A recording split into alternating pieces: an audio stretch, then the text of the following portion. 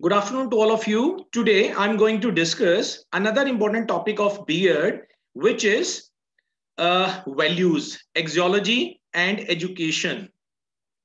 Right? So, first of all, we will understand about the axiology. Right? Axiology, I have already discussed. Axiology is the third branch of the philosophy which talks about the values. Values क्या चीज होती हैं? Okay, it is concerned with the general problem of the values, means nature, origin of values, permanence of the values. Okay, ये जो सत्यम शिवम सुंदरम, ये जो values हैं, ये वैल्यूज क्या चीज होती हैं? बच्चा जब पैदा होता है इनको लेके पैदा होता है, या वी क्रिएट द वैल्यूज। ये वैल्यू से रिलेटेड जितनी भी टॉपिक्स हैं, जितनी भी चीजें हैं, that is covered under the topic of axiology. Right? और एक्सियोलॉजी क्या चीज है? Axiology third branch of philosophy है। फिलॉसफी की तीन ब्रांचेस होती हैं।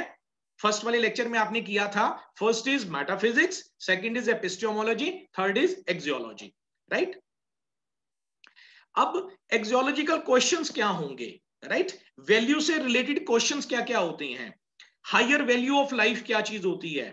प्रिंसिपल ऑफ लाइफ क्या होती है? वैल्यूज की इंपॉर्टेंस क्या होती है लाइफ के अंदर? राइट? Beauty, goodness, right? ये क्या चीजें होती हैं? हम वैल्यूज को प्रिजर्व कैसे करते हैं? तो ये सारे के सारे क्वेश्चन डिस्कस होते हैं under the topic of values. Right? अब एक टॉपिक आ जाता है आपको, axiology and education. Okay, sometime short note के अंदर ये आ जाता है आपको। मींस एजुकेशन में वैल्यूज का क्या इंपॉर्टेंट है?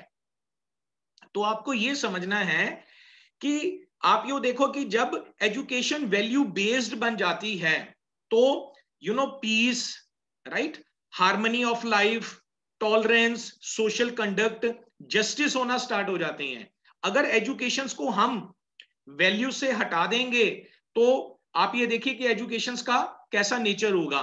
जब एजुकेशन वैल्यू बेस्ड बन जाती है तो हर एक के साथ इंसाफ होता है, जस्टिस होता है, पीस होगी सभी तरफ। राइट? इसलिए वैल्यूज जो है, इसका कंट्रीब्यूशन एजुकेशन के अंदर ये है कि ये एजुकेशन को वैल्यू बेस्ड बनाती है, और एजुकेशन को हमारी न्यू जनरेशन हैं उनको, उसको एजुकेशन को पढ़ना होता है, तो ऑटोमेटिकली वो बच्चे भी, उनके अंदर भी टॉलरेंस की भावना, पीस, सोशल कंडक्ट, जस्टिस, ये सब चीजें, intercultural understanding, national understanding, international understanding, ये सब चीजें बच्चों के अंदर डेवलप तभी होंगी जब एजुकेशन वैल्यू बेस्ड होगी। राइट? और टीचर को भी, whenever teacher has to teach in the class, at least 5 minute उसको वैल्यूज के ऊपर भी देने चाहिए। Right?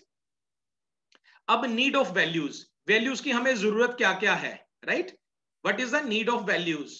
So to guide the human being in the right way, values क्या करती हैं?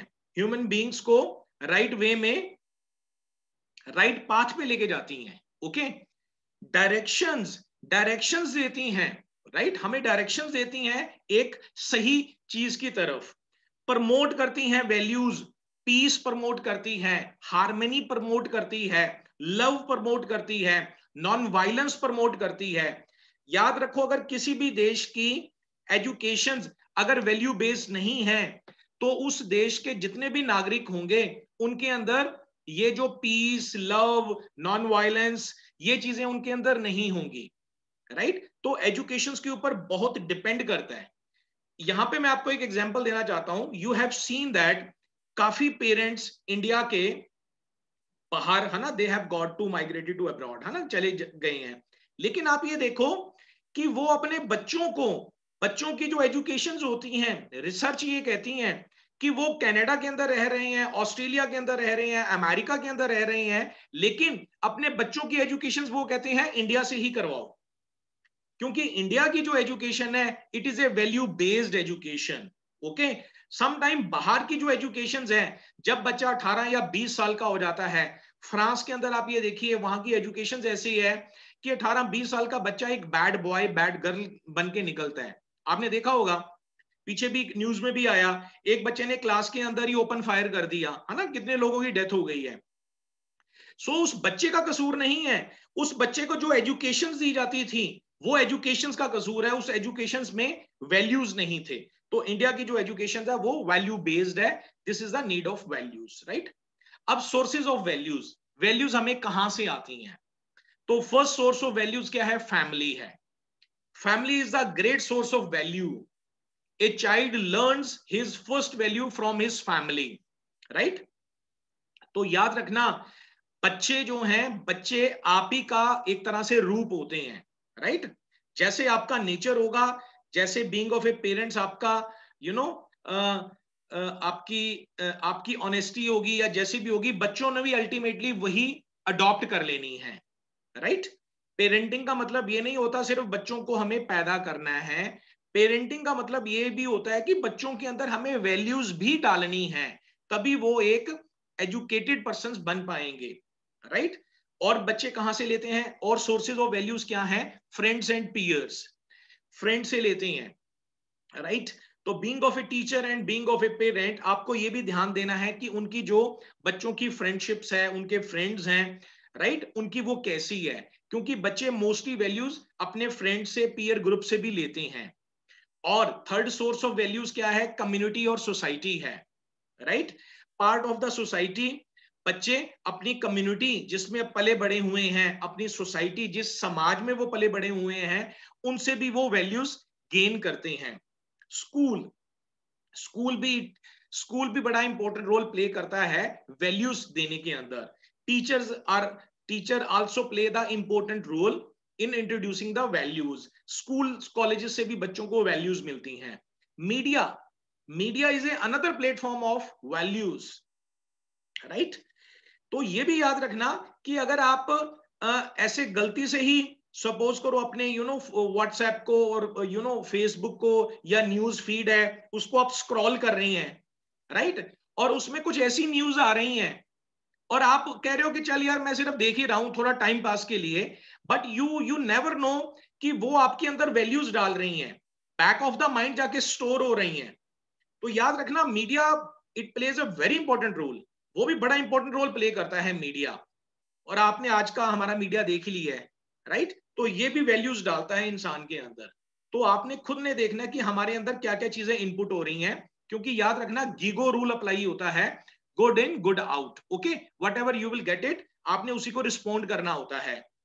relatives organizations, so these are the sources of values, okay।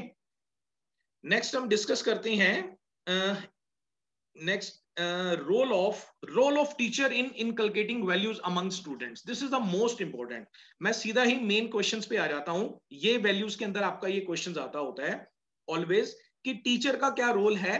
Teachers, क्योंकि आप लोग सभी you all are going to become my teacher, तो you should know that कि आपके टीचिंग सब्जेक्ट्स, किसी का साइंस है, किसी का मैथ्स है, किसी के डिफरेंट डिफरेंट सब्जेक्ट हैं, राइट। आप लोग, एक मिसकंसेप्शन बहुत होता है मोस्टली बीएड के जो ट्रेनीज होते हैं, आप लोग बीएड के ट्रेनीज हो कि भाई मुझे अपने सब्जेक्ट की मास्टरी होनी चाहिए। अगर मेरा इंग्लिश सब्जेक्ट है तो अगर मुझे इंग्लिश अच्छे से आता है तो I will get A job. मैं साइंस का बच्चा हूं, मुझे साइंस अच्छे से आता है, I will get A science की जॉब। बच्चे ऐसा नहीं होता, आपकी ओवरऑल पर्सनैलिटी देखी जाती है, ओके। आपके अंदर आपका मेथड ऑफ टीचिंग देखा जाता है इंटरव्यूज के अंदर, राइट। आपके अंदर वैल्यूज देखी जाती हैं, आप कैसे उनको पढ़ाते हो, आपके अंदर स्किल्स देखी जाती हैं वहां के अंदर, आपकी ओवरऑल नॉलेज चेक होती है। तो सिर्फ सब्जेक्ट की नॉलेज होना ही, this is not important to get a teaching job. तो आपके अंदर टीचिंग मेथोडोलॉजी, ये सारा का सारी चीजें पता होनी चाहिए आपको इजम्स के बारे में पता होना चाहिए। जैसे अभी आपने बीएड में आके ही आपने ये इजम सीखे हैं, उससे पहले आपको पता ही नहीं था, राइट। सो ये टीचिंग मेथोडोलॉजी है। तो being of a teacher, teacher का रोल क्या होना चाहिए? वैल्यूज को बच्चों के अंदर इनकलकेट करने का, राइट। तो बीइंग ऑफ ए टीचर, उसको एक मॉरलिटी एक्सटेंशन लेक्चर्स वगैरह प्रोवाइड करने चाहिए। सपोज करो कोई टीचर, एक्सपर्ट टीचर्स है किसी दूसरे स्कूल का, कॉलेजेस का, उसको इनवाइट करना चाहिए सो दैट वो वैल्यू ओरिएंटेड लेक्चर या मॉरलिटी के ऊपर लेक्चर्स दे, राइट। थर्ड नंबर है organising the cultural and sports events, values like team spirit. मतलब ये नहीं कि सारा साल वो बच्चों को पढ़ाता ही रहे। बीइंग ऑफ ए टीचर, बच्चों को team spirit, sharing the thoughts, right, आपस में कॉपरेशन, ये सब चीजें with the help of games, play way methods. अब देखो नेचुरलिज्म का प्ले वे मेथड था, अभी हमने किया। प्ले वे मेथड से देखो क्या आएंगी, प्ले ऑफ मेथड से ऑटोमेटिकली हमें टीम स्पिरिट की हमें वैल्यूज आएंगी। Play of play way method से हमारे अंदर कॉपरेशन, पेशेंस, ये चीजें अपने आप वैल्यूज आएंगी। तो this is also a part of the education. आप एजुकेशन को सिर्फ अपने सब्जेक्ट में आपकी मास्टरी चाहिए इतना समझ के एजुकेशन को नैरो मत करो। एजुकेशन एक कॉम्प्रीहेंसिव चीज है, और वैसे ही बीइंग ऑफ ए टीचर बहुत उसकी रिस्पॉन्सिबिलिटीज हो जाती हैं। तो being of a teacher you have to become learner first, right guys. Fourth number के ऊपर टीचर को क्या करना चाहिए, वैल्यू को इनकलकेट करने के लिए thought for the day should be employed in the assemblies।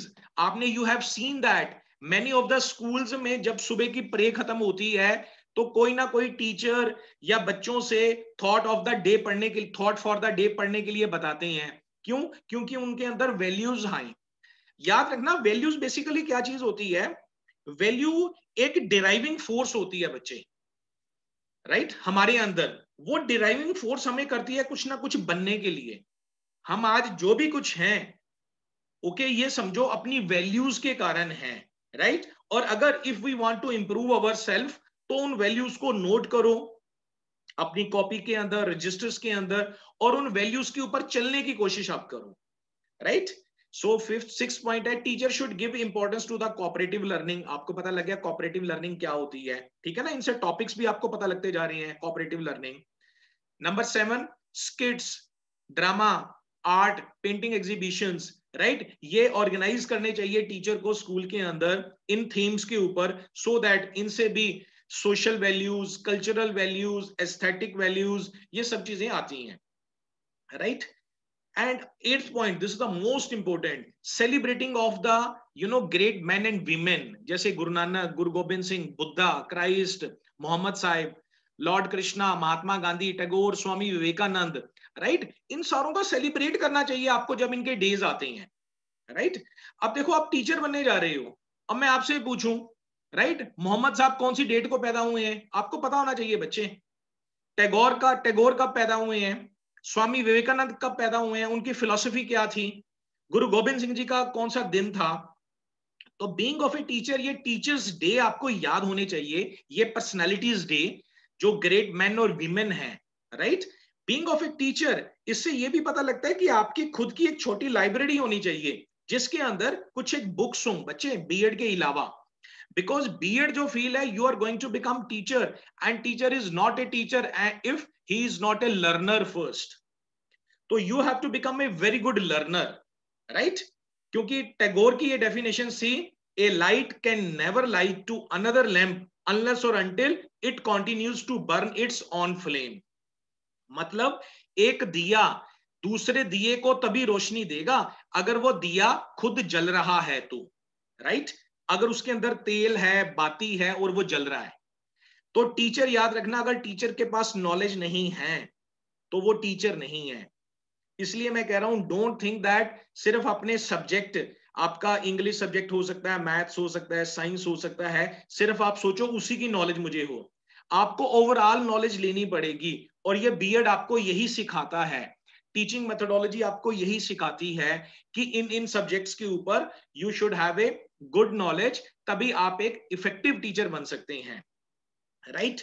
9th point आ गया, international days, human rights days, world health day, world peace day should be celebrated by the teacher in educational institutions, okay. इनके name आपको पता होने चाहिए। Although name वगैरह आपके BEd में नहीं इतना आएंगे कोर्स में, लेकिन अगर आपने सीटेट का पेपर तैयार करना है वहां तो आ सकते हैं ना आपके, राइट। बीएड में तो आपको यही आएगा कि टीचर का क्या रोल है, inculcating the values among his students. 10th point देखो, during the teaching the teacher should emphasise value oriented outlook. तो जब टीचर भी पढ़ा रहा है तो उसको वैल्यू ओरिएंटेड आउटलुक देखना चाहिए, राइट। वैल्यू बेस्ड उसको एजुकेशन देनी चाहिए। ये नहीं कि बच्चों के लिए उसने इतनी मेहनत की है और बच्चे उसको सीरियसली नहीं ले रहे हैं, ओके। ये आपका एटीट्यूड नहीं होना चाहिए, ओके। वैल्यू ओरिएंटेड एटीट्यूड आपका होना चाहिए। याद रखना बेटा, आपकी टीचिंग तब तक सक्सेसफुल नहीं है अनलेस और until student does not grasp it fully. बच्चे के दिमाग में डालना, ये आपके पास हुनर होना चाहिए, आपकी टीचिंग इतनी बेटर होनी चाहिए कि बच्चे के दिमाग में डल जाए। तभी मैं मोस्टली कहता होता हूं पूरी दुनिया के अंदर बच्चा कभी भी नालायक नहीं होता, नालायक टीचर होता है हमेशा, राइट? तो आपको बड़े अच्छे टीचर बनना है। 11th नेक्स्ट पॉइंट है the teacher are the first role model. Teacher आप ये देखिए फर्स्ट रोल मॉडल भी होता है, चिल्ड्रन का फर्स्ट रोल मॉडल भी होता है teacher. 12th point is that teacher must explain the student the importance of meditations and yoga. Okay जब मेडिटेशंस और योगा की भावना बच्चे के अंदर आती हैं, राइट, तो वो little bit he connects himself with the God, with the oneness, with the supreme power. Okay, तो इस वे से भी इनकलकेट वैल्यूज होती हैं। 13 पॉइंट्स देखो आ गया, each every day a teacher must spend at least 5 minutes on the moral lecturing. 5 minute at least moral teaching, moral के ऊपर, मॉरलिटी के ऊपर बताता रहे। जैसे आपने देखा होगा मेरे जितने भी अभी लेक्चर्स हुए हैं, हमेशा आपको 5 या 10 मिनट में रखता हूं, right, from the first lecture, कि आपकी मॉरलिटी आपके अंदर आए। ओके, आपके अंदर मॉरलिटी आपके अंदर आ गई, आपके अंदर ये चीजें आ गई, तो ये ज्यादा बेस्ट है आपको अपने पर्टिकुलर सब्जेक्ट में मास्टरी से, राइट? तो ये ओवरऑल नॉलेज, ओवरऑल पर्सनैलिटी को डेवलप करती हैं ये चीजें, राइट? 14 पॉइंट देखिए, encouraging the students in the habit of writing diaries for daily planning, recording, observations, questions, ये सब चीजें। 15 point, impart knowledge of a foreign languages to make them know about the different cultures. Okay, तो different cultures के बारे में इसके through पता लगे। 16 बड़ा इंपॉर्टेंट है, organise games, excursions, visit to the places of a historical importance. जो जो हिस्टोरिकल इंपॉर्टेंट प्लेसेस हैं वहां पे बच्चों को लेके जाओ, बच्चों को बताओ, राइट? इससे उनके अंदर वैल्यूज डेवलप होंगी। Club activities like nature club, literary club, wild life prevention club, social service camp, blood donation camp, NSS camp, NCC camp, right? इन सभी कैंप्स के थ्रू जब बच्चा वो जाता है, वर्क करता है, तो उसके अंदर वैल्यूज डेवलप होती हैं। तो ये रोल टीचर्स को प्ले करने चाहिए। ऑल्दो इन सभी के अलावा, राइट, ये कुछ एक प्रोग्राम्स हैं, ये स्कूल्स के अंदर ही टीचर्स को, बच्चों को अवेयर करने चाहिए इन प्रोग्राम्स के अंदर, like cleanliness programme in the institution, community service programmes. You have heard about the NSS camp. हाँ, वो क्या होता है? वो यही होता है, कैंप या एनएसएस क्लब, राइट? वॉलंटियर्स होते हैं, वो जाकर विलेजेस में, या तो जो पढ़े लिखे नहीं है उनको ट्रेन करते हैं, क्लीनलीनेस का प्रोग्राम करते हैं। तो ये सारे वर्क जब बच्चा करेगा तो ऑटोमेटिकली वो वैल्यूज निकल के आएंगी। Okay, first aid programme, celebration, national days and festivals, ये हमारा डिस्कस हो गया। तो ये सारे के सारी चीजें भी अगर टीचर बच्चों के अंदर वैल्यूज को इनकलकेट करने के लिए वो कर सकता है, राइट बच्चे? Thank you so much for this lecture.